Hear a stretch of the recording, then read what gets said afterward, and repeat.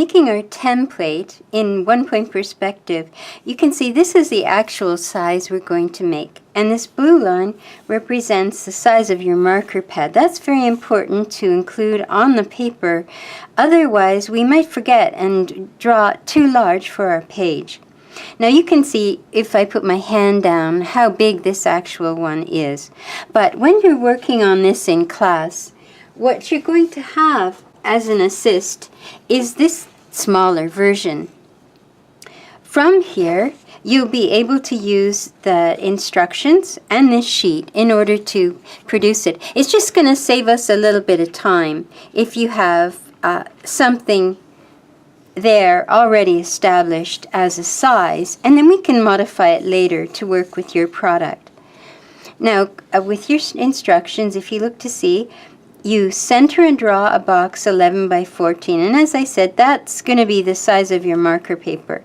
And here it is right here, this line right here, and it's 3.5 inches down from the top of your 18 by 24 inch cartridge paper, 3.5 inches from the bottom of your cartridge paper, and 5 inches in from the side of your cartridge paper.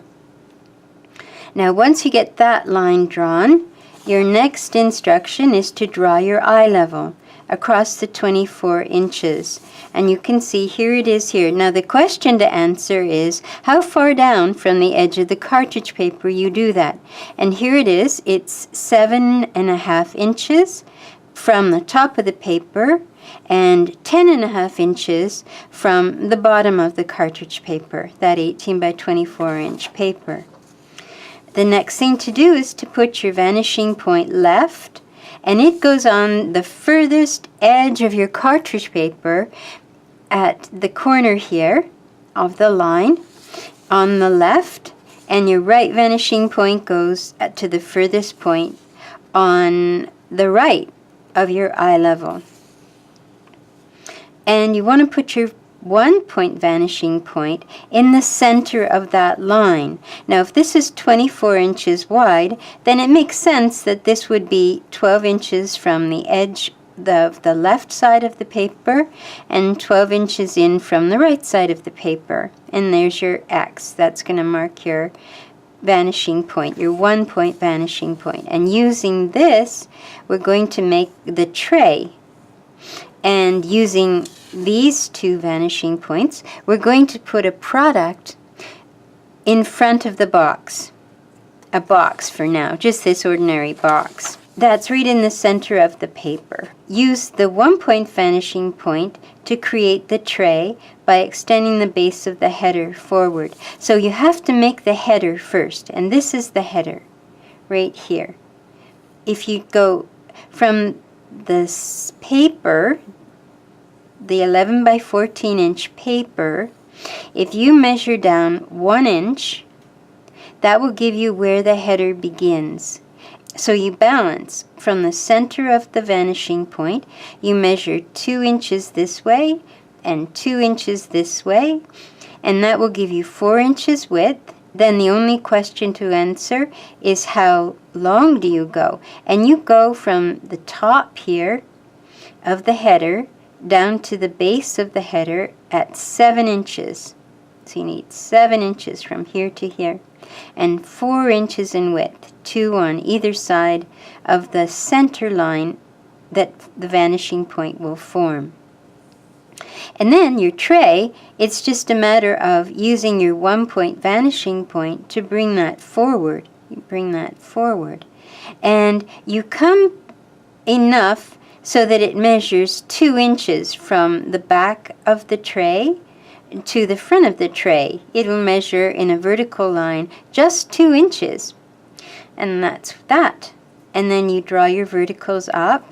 And my product size, I put in 3 inches. That'll give me enough room on this header to do what I need to do to make this product seem fantastic, and you cannot live without it. There's lots of room. Now we also need to indicate the countertop, and we can use 3¼ inches as the line, or you can go a little higher, but that seemed like a modest amount. And all that you have to be sure of is that this line that the table makes is far enough behind the line where the tray begins that it will make sense visually. A little further back might have been even more helpful. So I think we've used all of our measurements now. So from the top of the header to the top of the product is 5 inches on this diagram. And you can use your colored pencils to separate out the lines, but in the end we should really ink in the lines that are most important. So I didn't ink in the angle of this slant here that's always there. That's not important, I'm not going to see it. I inked in the front here. I designed a shape for that will hold my product. And I inked in the top here and my header, which is very important, and the outside edge of my product. I didn't ink in the inside hidden sides. But this will help in order when we go to make our shadow for it. That will really help. To create the product drawing, you draw the corner first, that front corner. You draw that first. And then you use the left vanishing point and the right vanishing point to get the right shape for it. And you take the top of the box. When you figure out how tall you want it to be, you take that back to your 2 vanishing points as well.